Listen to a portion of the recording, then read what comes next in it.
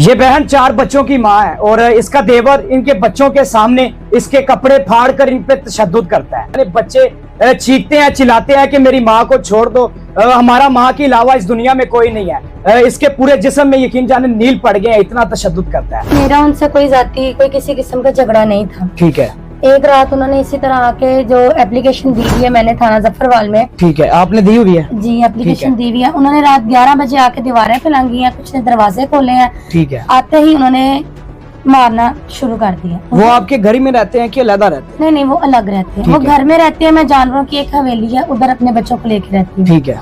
मेरे शौहर लाहौर थे, रात का टाइम था, मैं अकेली थी अपने बच्चों के साथ घर में। आते ही उन्होंने मारना पीटना शुरू कर दिया। ठीक है। मैंने उनसे पूछा कि आप मुझे क्यों मार रहे हैं या क्या मामला था, तो मुझे कहते हैं अपने बच्चों को लेके यहाँ से रातों रात चली जाना, वरना तुम्हें और तुम्हारे बच्चों को हम मंजिल मकसूद तक पहुँचा देंगे। ठीक है। इसकी क्या वजह है, क्यों इसने इस तरह की उसने बातें की आपके देवर ने? ये इसकी असल वजह ये है कि मेरे जो शौहर हैं वो उनके भाई हैं बड़े। ठीक है। जिस तरह वो वालिद मोहम्मद नवाज के बेटे हैं, इसी तरह वो भी उनका बड़े बेटे हैं। ठीक है। उन्होंने अपने भाई से और अपनी वालदा, अपने भाइयों से और अपनी वालदा से अपने जो वरासती हक है जायदाद का अपने वालिद का, वो उन्होंने उनसे तकाजा किया कि जो कानूनी और शरई तौर पे मेरा हक बनता ना वो मुझे दे दिया। मेरी शादी को भी 14 साल हो चुके हैं। तो फिर वो आपके भाई से मांगना चाहिए, आपके पास क्यों आते? वो मेरे शौहर ने अपने भाइयों और अपनी वालदा से ये बात की। वो लाहौर रहते हैं, यहाँ पे मजदूरी करते हैं अपने बच्चों के लिए। ठीक है। वो इधर लाहौर में काम करते? जी, परदेसी है इधर? जी, परदेसी है। और मैं वहाँ पे बच्चों के साथ रिहाइश पजीर थी। किसी भी जायदाद या प्रॉपर्टी का मेरे साथ या मेरे बच्चों के साथ कोई अमल दखल नहीं है। ठीक है। मुझे मारा गया, मेरे बच्चों को मारा गया, मुझ पर तशद्दुद किया गया। मेरे बच्चों के सामने जैसे लोग मर्दों से हाथापाई गिरबान पकड़ के करते हैं, ऐसे जब पकड़ा तो मेरे सारे कपड़े उनके हाथ में चले गए। फिर इसी तरह उनके हाथ में स्टिक्स थी, सोटा, वो उन्होंने मेरी टांगों पे पिंडलियों पे मारे तो मैं नीचे गिर गई। कपड़े मेरे उतर चुके थे सारे। बच्चों के सामने?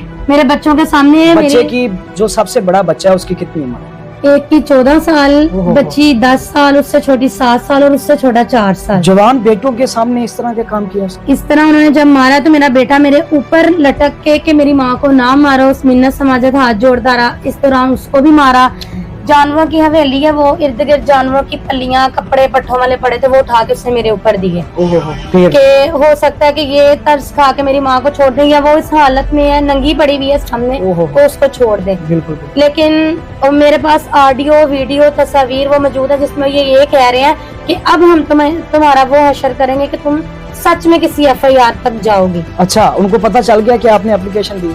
मैंने, क्योंकि उन्होंने मुझे अक्टूबर में, ये नवंबर का वाक़या, अक्टूबर में 2 दफा मारा। मैंने तब भी जाके एप्लीकेशन दी थाने में, उनसे रिक्वेस्ट की कि आप इनको समझाएं, इनको बताएं कि औरत के हाथापाई औरत से नहीं होते। ठीक है। कितनी देर होगी आपको एप्लीकेशन दी हुए?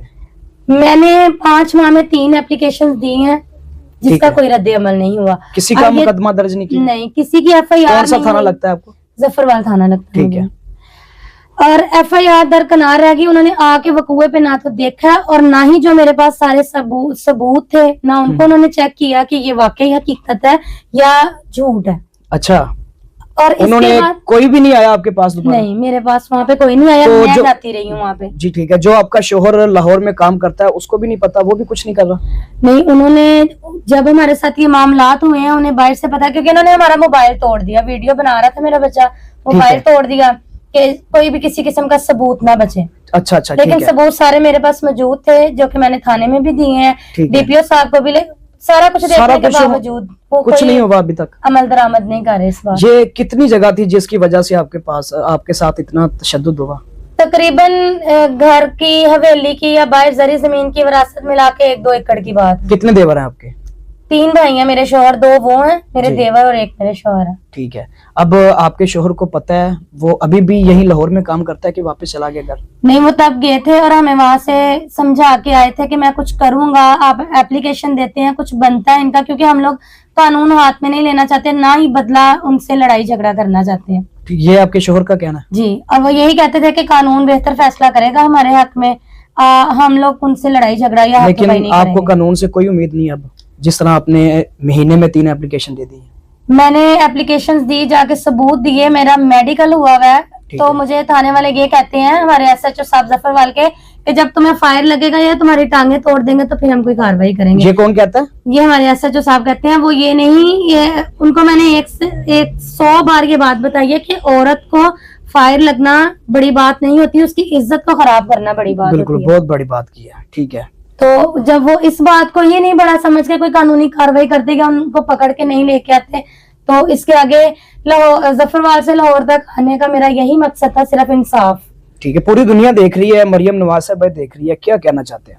मेरी सीएम मरियम नवाज साहिबा से ये अपील है कि वो दावा करती हैं कि वो हम सबकी माँ है, बिल्कुल। औरतों की, वो हमारे लिए बाइस फखर है। तो लिहाजा मेरी ये अपील है कि मेरे साथ भी इंसाफ किया जाए, बिल्कुल। मुझे और मेरे बच्चों को वही तहफ़्फ़ुज़ फराहम किया जाए जो एक आम औरत अपने बच्चों को लेके अपनी चार दीवारी में बसर जिंदगी करती है, मुझे वो वही दी जाए। अच्छा, अब आप वहीं पे रह रही हैं कि अपने घर चली गई हैं? नहीं, अब कहीं भी नहीं हूँ मैं। अगर रहने की बात आए ना तो मैं वहां रह नहीं सकती कि वो